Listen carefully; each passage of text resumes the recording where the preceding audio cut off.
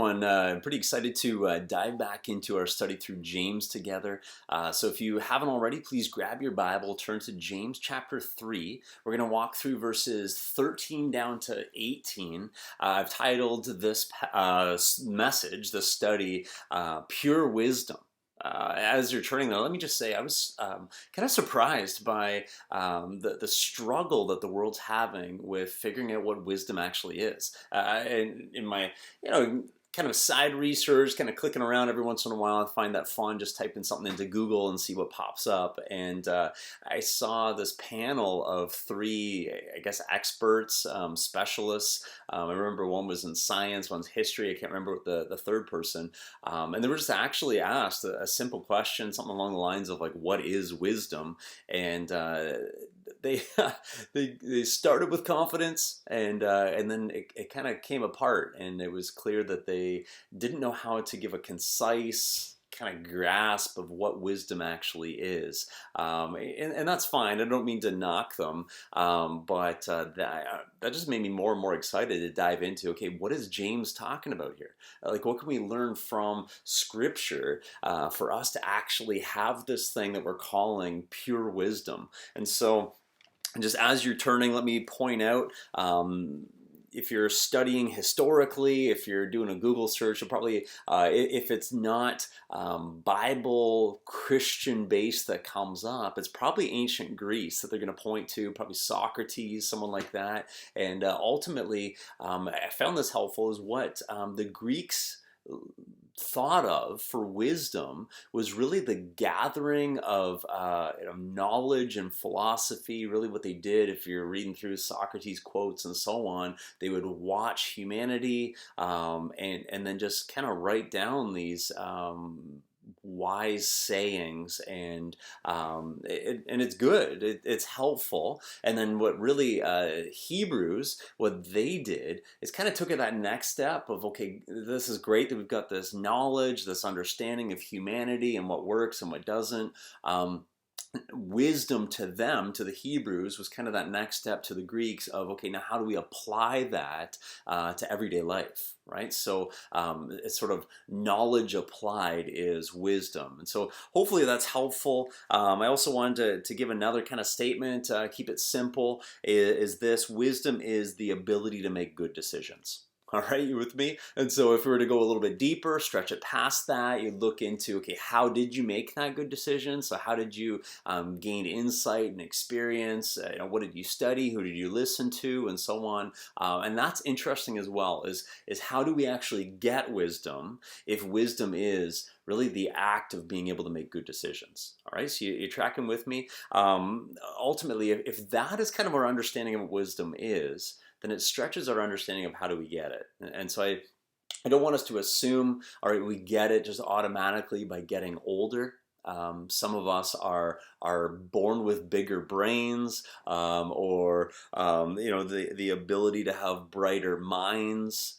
Some are more educated than others, et cetera, right? What I instead want us to do is not sort of excuse ourselves from wisdom, but to realize, and this is the big idea, as I say, right? The one nail that we're going to be hammering over and over again with the points in the message as we're walking through the verses. The big idea here is that wisdom is a choice.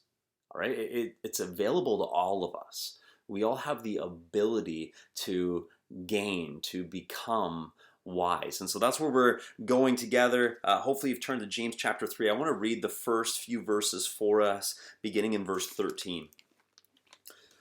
Who is wise and understanding among you? By his good conduct, let him show his works in the meekness of wisdom. But if you have bitter jealousy and selfish ambition in your hearts, do not boast and be false to the truth.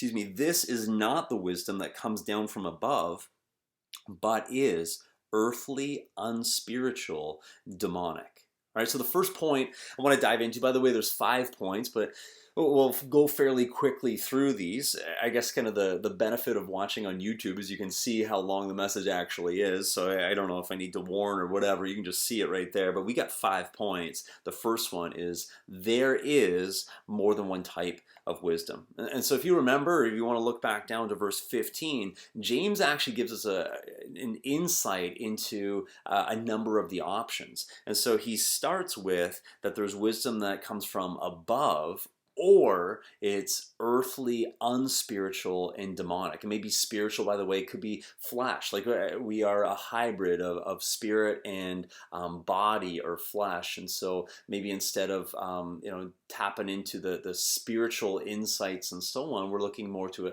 the senses, and hopefully that's helpful. But what I wanted to say here is that so often I think we, if you hear a message, you're looking at a commentary or so on this passage, it oversimplifies things to show that wisdom is either coming from above or below. It's almost as if it's good or evil. And I kind of want to do away with that because I don't think it's as clear cut or as easy as that. We're given these options and we're like, one is like this fiery, dark, scary path, and then the other one is like bright and shining and there's flowers growing and so on, kind of like a Disney movie.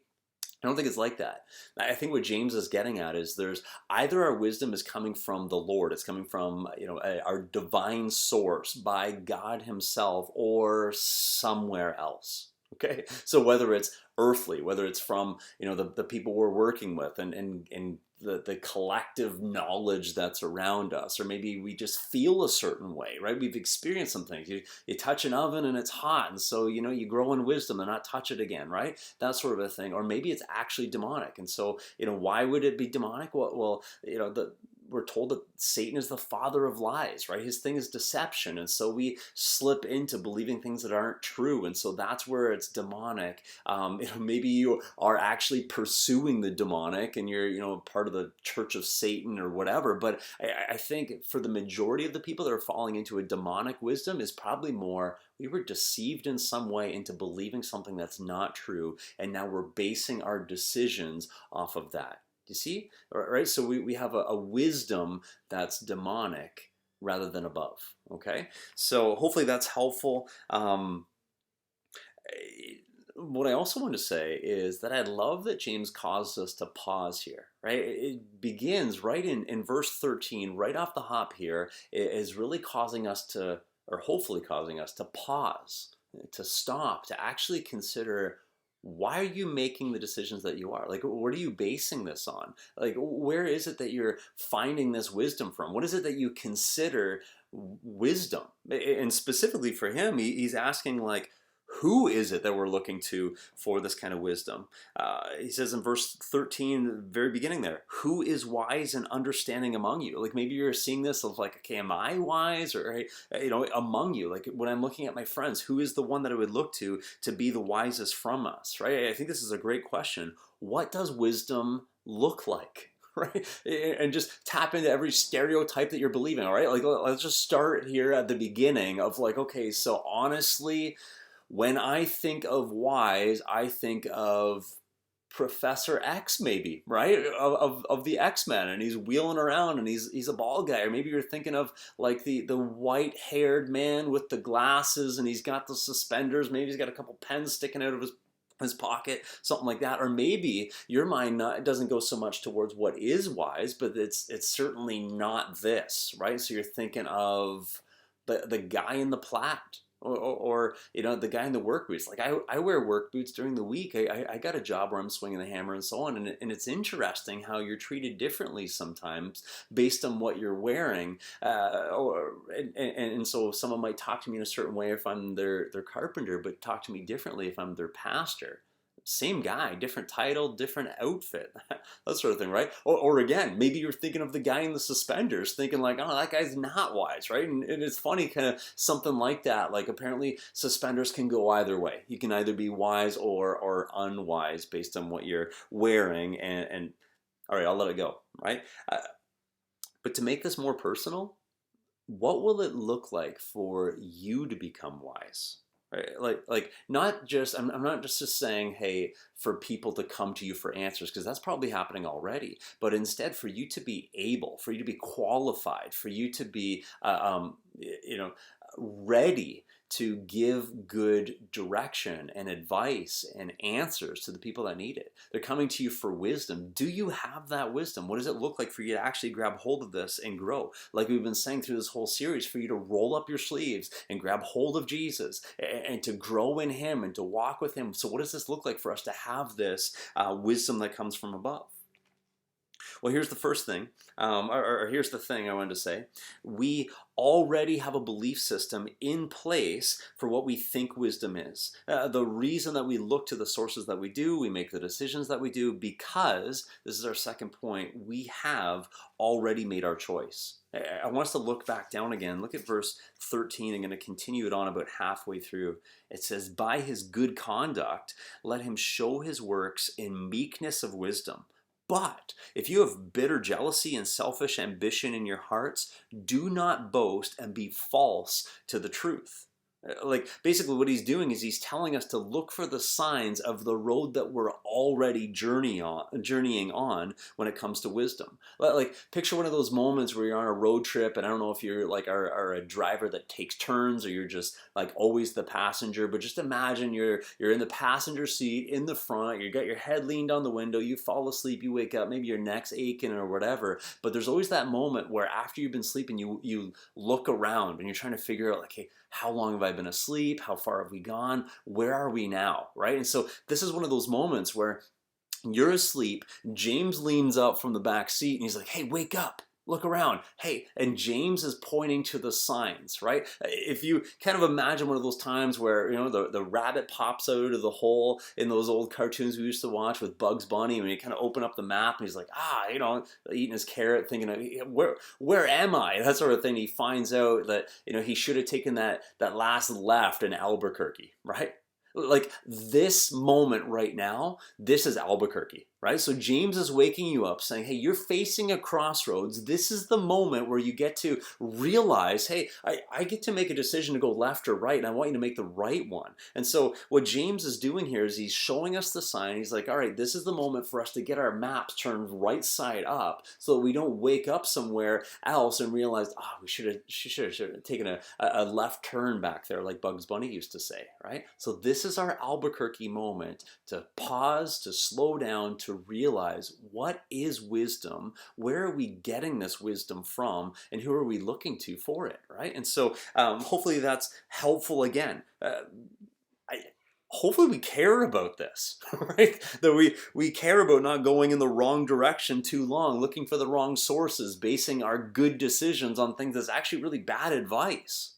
This is going to make a huge difference. We're going to get there later, by the way, on why we should really care about this, the benefits that come from it, but I wanted to bring that up, that wisdom is a choice, as we've already looked at, as James pointed out to us, and we have many options. And for many of us, we have already made this decision. We're actually long past that crossroads, but it's not too late. We can still turn back around again and come back to the place where we need to be. And so James is telling us to look up. He's telling us specifically, did you see where he started? With meekness. All right, so when you're looking around, you wake up and you're looking at your life, is it meekness that you're seeing? Or is it the other signs like bitter jealousy and selfish ambition, right? If you're one that marks up your Bibles, just maybe put a circle or a square around those to show the contrast between meekness or this jealousy and selfish ambition.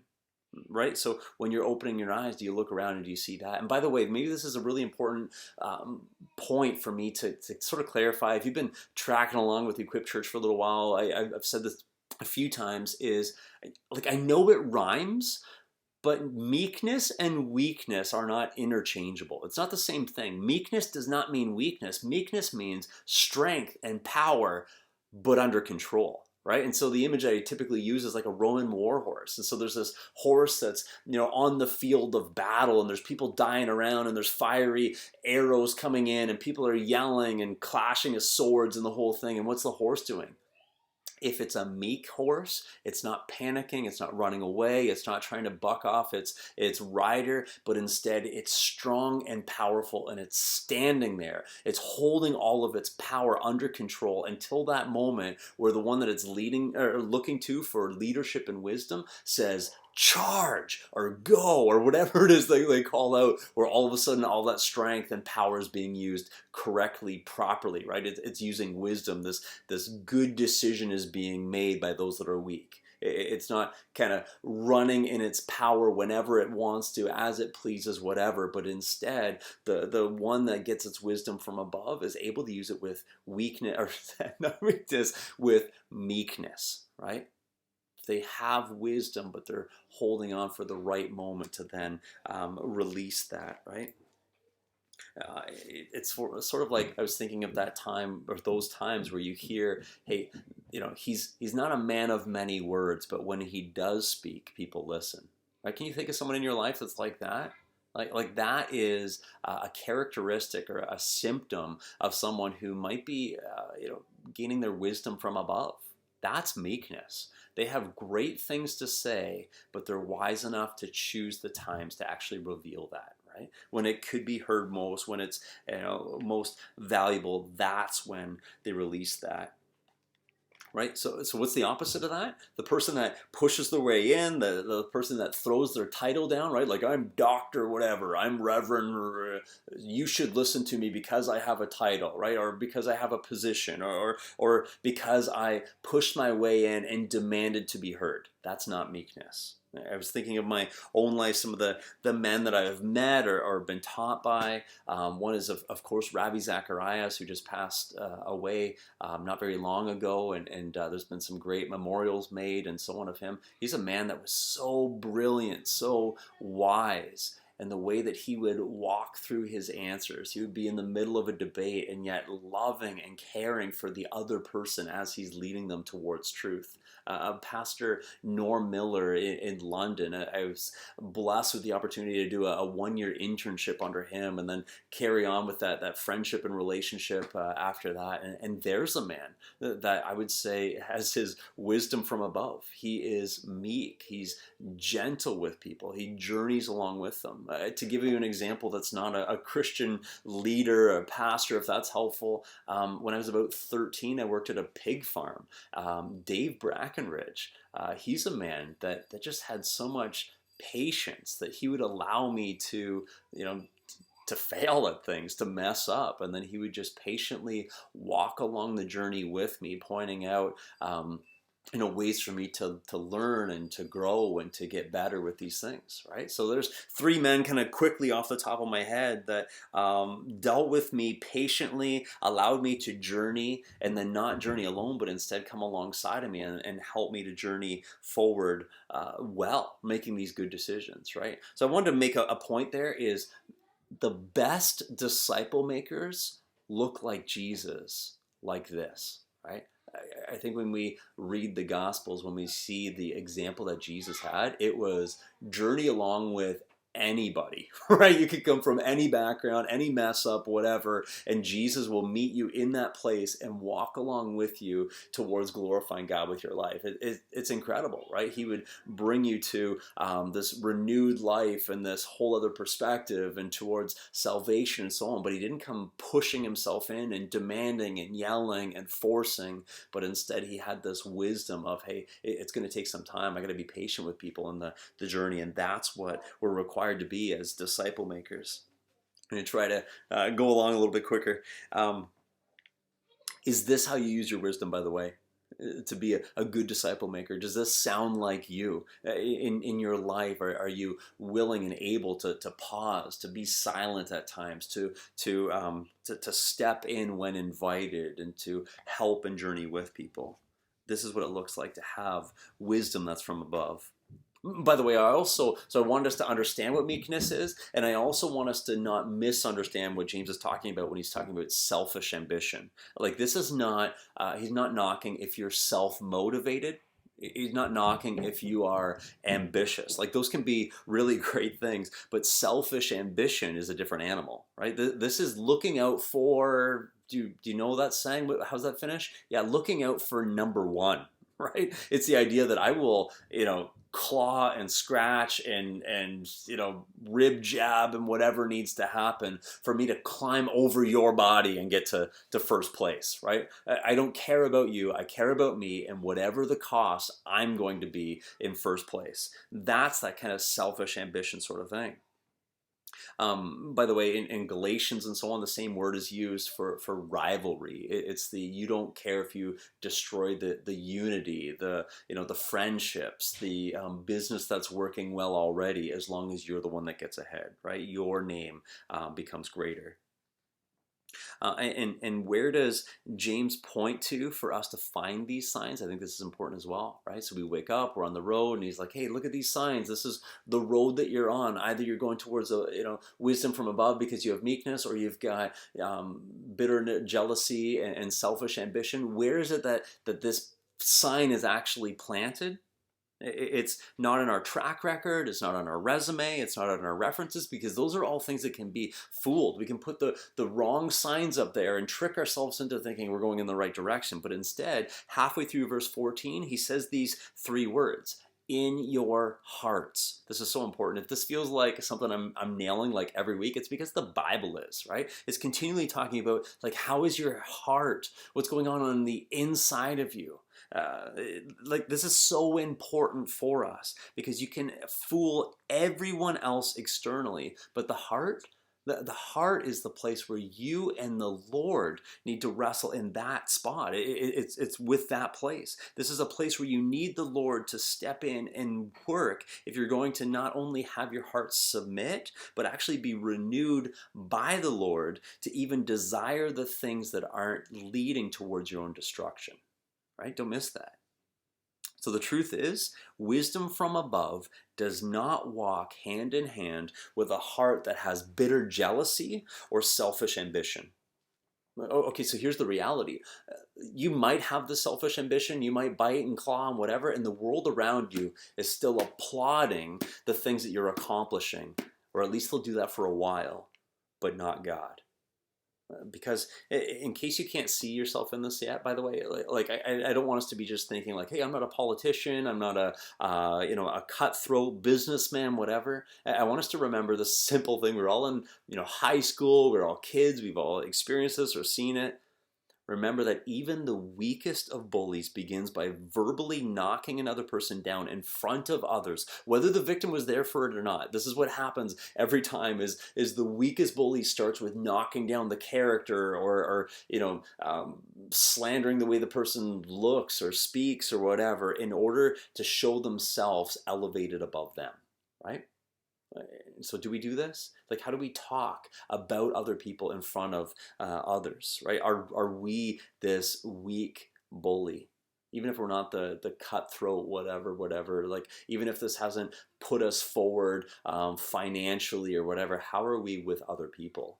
Are we willing to cut someone else down in front of them in order to make ourselves feel better? Yeah, that's not wisdom from above. Let's continue on. Look at verse 16. It says, "For where jealousy and selfish ambition exist, there will be disorder in every vile practice." So this verse basically helps solidify what James was already saying, right? He even repeats the jealousy and the selfish ambition. And this brings us to our third point. We're about halfway here. Excuse me. We don't have room for big eyes. Okay, so I was thinking back to one of my favorite comedians, Brian Regan. And he has this one kind of skit, I guess, where he talks about the me monster, and how you need to look out for the me monster at parties and so on, right? They're like, me, I accomplished this, I'm the best at this, I am, right? The thinking about ourselves all the time, we have no room for that. Not with wisdom that comes from above. See, wisdom won't exist where your eyes are too big, right? Basically what I'm saying is, where you're serving yourself, you're speaking of yourself, you're thinking of yourself as God, yeah, there's no more place for God's wisdom to come into you. Verse 16 says, where jealousy and selfish ambition exists, there will be, maybe underline that, disorder and ultimately wickedness, right? What he's saying there with every vile practice. What I want us to notice here is that it's not a conditional statement. It's not like, if you do this, then this might happen. No, this is, there will be this happen, right? It's like a guarantee. Like the Bible is clear on this. Where this selfishness exists, there will be disorder and there will be every vile practice. Like, it might not all happen at once. You might not become the worst that you can possibly be, but your life will not be lived in a way that the God who created you intended for your life to be lived. So where your thoughts and actions are being directed toward yourself as if you are God, you are going to have disorder. You're going to have vile, wicked living. In other words, your life will not be ordered. You will not have peace. I slowed down because I just wanted that to be so clear, right?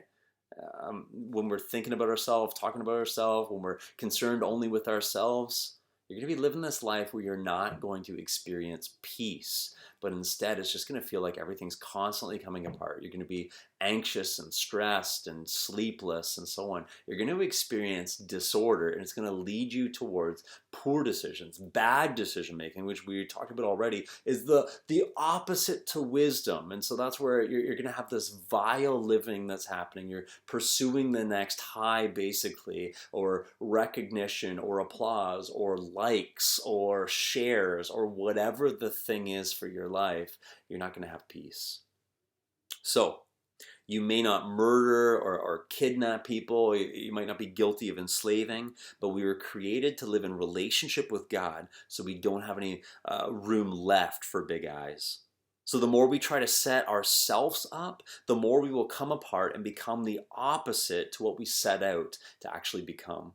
So like I said, when we choose to pursue the wrong kind of wisdom, we will get disorder, not peace. Look down at verse 17. Let's continue on. It says, but the wisdom from above is first pure, then peaceable, gentle, open to reason, full of mercy and good fruits, impartial and sincere. It's incredible. I wish we had time to kind of walk through each of these elements here and kind of walk them through and show how much of a blessing and encouragement and how great each one of these characteristics is for those that have this wisdom from above. But let me start here. By the way, this is our fourth point.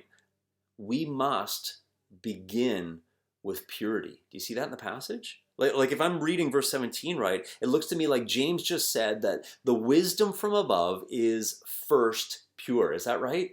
I'm just kidding. I know this is right. I read it specifically from the passage. Like our one step, our one option, our one way to begin our journey towards wisdom that comes from above is purity. He doesn't give us any options. There's no list there. It's first purity. So now here's a conditional statement. Do you see this? Like first this, then this. Okay, is that clear? Like if we get this one right, then we can also get to this. But first you have to start here. First you have to have, what is it? Purity.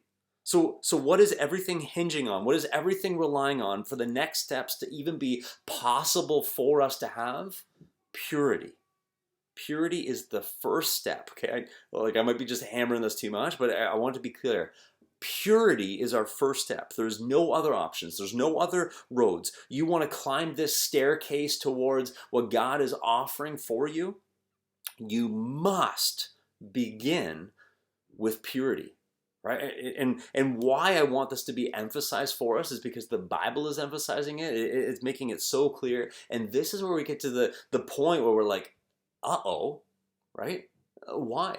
Because this is impossible for us. We haven't been pure. We can't make ourselves pure. Even if we were to start from zero right now and continue on for the rest of however long we have breath, maybe it's 2 weeks, we are not going to be pure. We're going to be thinking things. We're going to be saying things. We're going to, desire things that are not pure. And so for us to, we fail on the very first step. We can't even begin the journey towards this kind of wisdom that comes from above, right? And so all of the other things that James just listed for us aren't even available to us because we can't make ourselves pure. And this is a huge problem if we didn't have the gospel. Again, we need the gospel. We need to encourage ourselves and one another in the gospel because why? The gospel is the only answer that we have that's outside of ourselves for purity. right? It's not reliant on us. And so we can be pure. We can have the hope of becoming pure because we can't mess this up, honestly. Like, there aren't enough sacrifices to be made. There isn't enough lives to be lived. If we're looking at that whole system of thought, there isn't enough rational, logical backflips that can be made to avoid the problem of our own sin, right? If you're trying to say, well, there is no such thing as sin, there's no such thing as evil, they're just preferences, or maybe if we live enough lives, and so yeah, we die, but then our karma continues, and there's all of these systems that have been in place, but none of them work. And only Jesus offers us a solution outside of ourselves, right? Because all those other things are relying on, well, you messed up this life, but maybe the next one. Or you know what, you're always going to mess up, you're always going to sin, and so let's just believe that there isn't such a thing as sin. Crazy, right?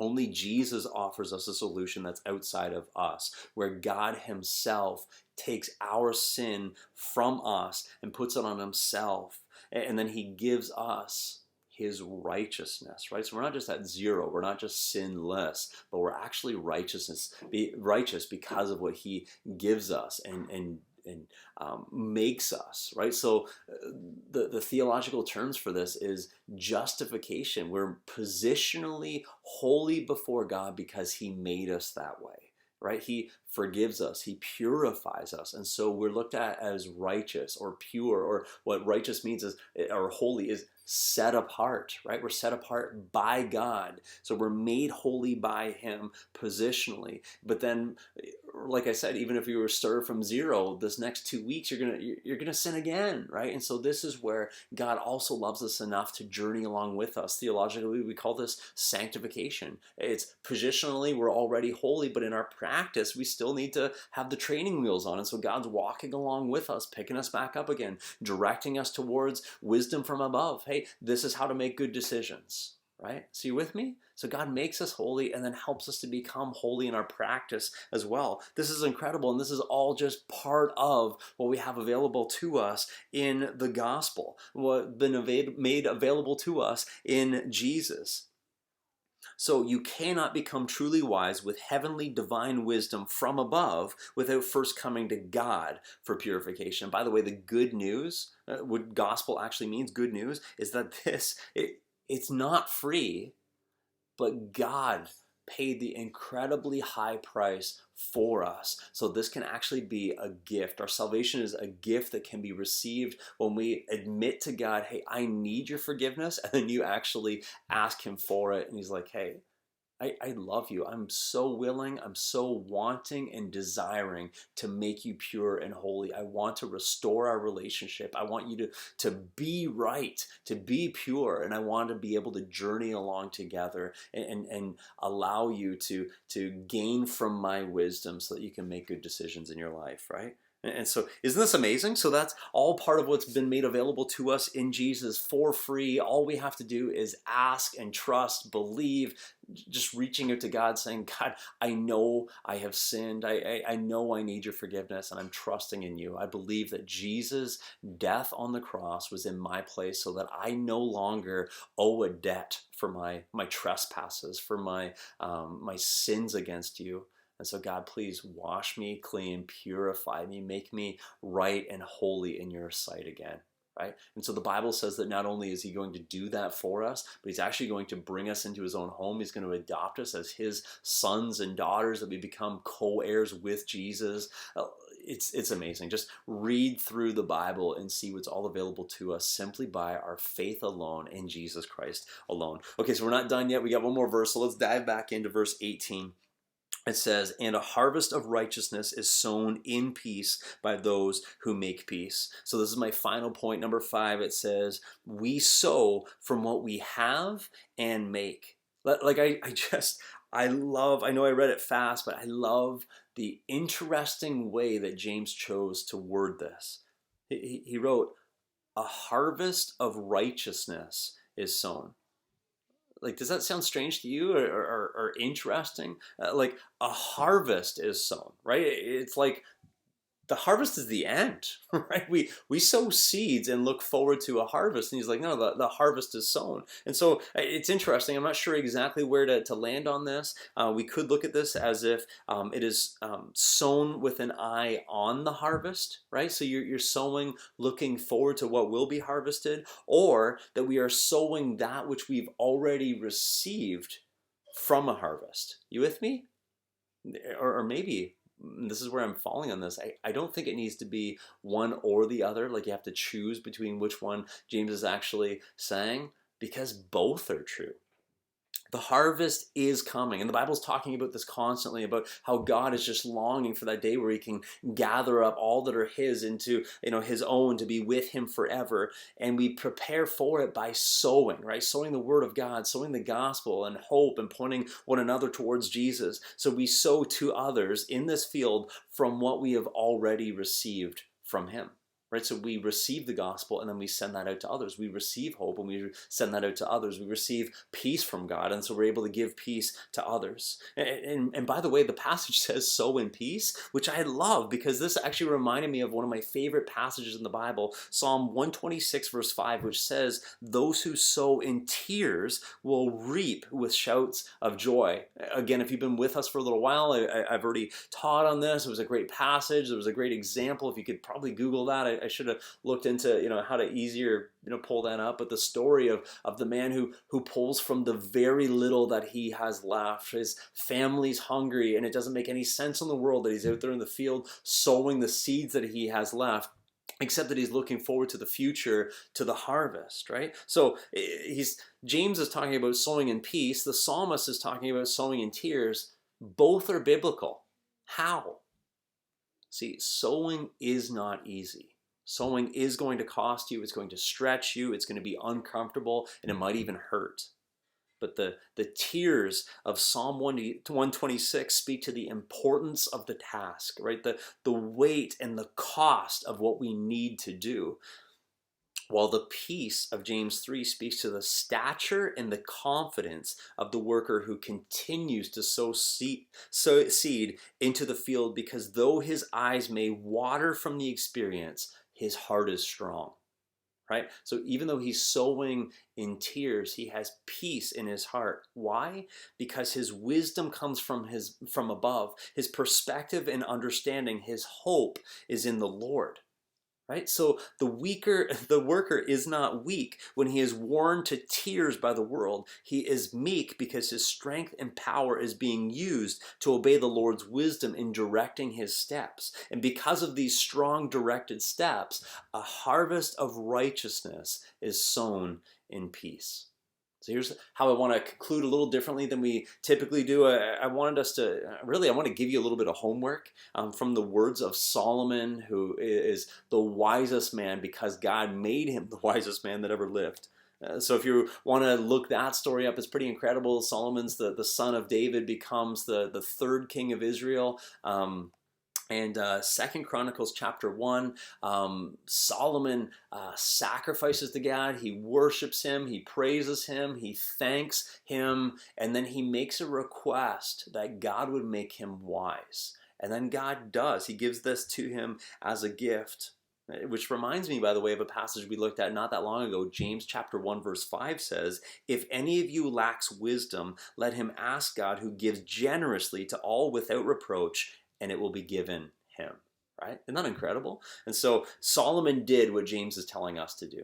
Okay, and so what I want to do is I'm going to leave you with 3 verses written by Solomon in the book that he wrote of Proverbs, and I want you to consider them, right? Read through them, think through them, discuss them together. Okay, so those are Proverbs 9 verse 10, Proverbs 1 verse 5, Proverbs 13 verse 20. So look at those for how we get wisdom, how we grow in wisdom, how we hold on to wisdom. Right? So these are our 3 quick verses. They're easy to look up. They're really close to each other. Just flip to Proverbs, and it's like a couple pages back and forth to what Solomon, the wisest man, because God made him that way, what he has to say for us as advice for us to gain wisdom and to grow in it. All right? Well, thank you for joining with us. I so appreciate this time together. Hopefully you are growing in the Lord. You're encouraged. If you have any sort of testimonies, stories to share, I'd love to hear those. If there's any way that we can help or pray with you, please let us know about those as well. Know that you are loved. Let's continue walking together in the Lord and encouraging one another towards Him. And so thank you, and take care.